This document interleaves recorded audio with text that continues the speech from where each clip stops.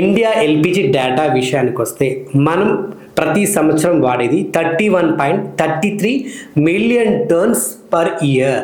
అదేవిధంగా self production India చేసుకున్నది 38%.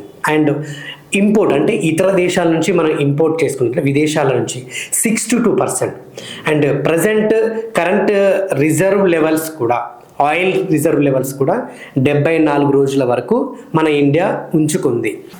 So ఇలాగే ప్రజెంట్ మాత్రం ఈ డొమెస్టిక్ కానీ కమర్షియల్ గ్యాసెస్ మీద కూడా ఆల్మోస్ట్ ఏ స్టేట్లో ఎంత డబ్బులు పెంచింది గవర్నమెంట్, ఆల్మోస్ట్ 60 రూపాయలు అయితే పెంచింది. ఏ స్టేట్లో ఎంత పెంచింది అనేది నేను మీకు స్క్రీన్ మీద చూపిస్తాను, ఒక్కసారి చూడండి. అండ్ దట్ ప్రజెంట్ ఈ గ్యాస్ కానీ క్రూడ్ ఆయిల్ వల్ల ముఖ్యంగా ఫేస్ చేస్తుంది ఎవరంటే ఈవెన్ దో సామాన్య ప్రజలు కూడా ఇక్కడ ప్రాబ్లం ఫేస్ చేస్తారు. ఎందుకంటే ఈ గ్యాస్ ఆపేయడం వల్ల హోటల్స్, రెస్టారెంట్స్, ఇండస్ట్రియల్ హోటల్స్ కూడా అంటే ఈవెన్ దో జొమాటో, స్విగ్గీ ఇటువంటి సర్వీస్ చేసే కంపెనీస్ అన్నిటికి కూడా లాస్ అయ్యాయి. అండ్ హోటల్స్, రెస్టారెంట్స్ నడకపోతే దీంట్లో పనిచేసే వర్కర్స్ కూడా వాళ్ళకు ఉపాధి ఉండదు, ఇంటి దగ్గర నుంచే ఉండిపోవాల్సిన అవసరం ఉంటుంది.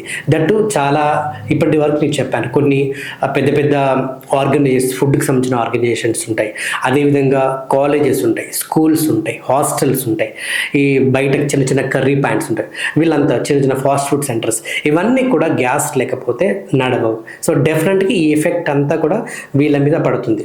అండ్ దీంట్లో మనం ఇప్పటిదాకా పెద్ద పెద్ద కంపెనీస్ అంటే జొమాటో, స్విగ్గీ, పెద్ద పెద్ద హోటల్స్, రెస్టారెంట్స్, 5 స్టార్ హోటల్స్ మీదే ఎఫెక్ట్ పడుతుంది అనుకుంటున్నాం. బట్ కాదు, ఇక్కడ ప్రతి ఒక్కరి మీద కూడా ఈ ఎఫెక్ట్ అనేది డెఫినెట్గా ఉంటుంది.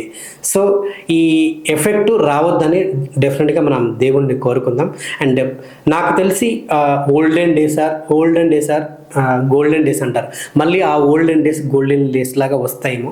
బట్ ఆ గోల్డెన్ డేస్ వచ్చినా కూడా సిటీలో మాత్రం ఈ గ్యాస్ లేకుంటే సర్వైవ్ అవ్వడం చాలా కష్టం. సో విలేజెస్లో ఉన్న వాళ్ళు హ్యాపీగా మళ్ళీ కట్టెల మీద వండుకొని హెల్తీగా వండుకొని తింటారు.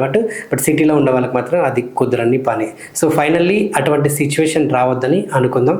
సో మీ యొక్క అభిప్రాయం ఏంటో కింద కామెంట్ రూపంలో నాకు తెలియపరచండి. అంటిల్ దెన్ మరో వీడియోతో మీ ముందుంటాను. జై హింద్.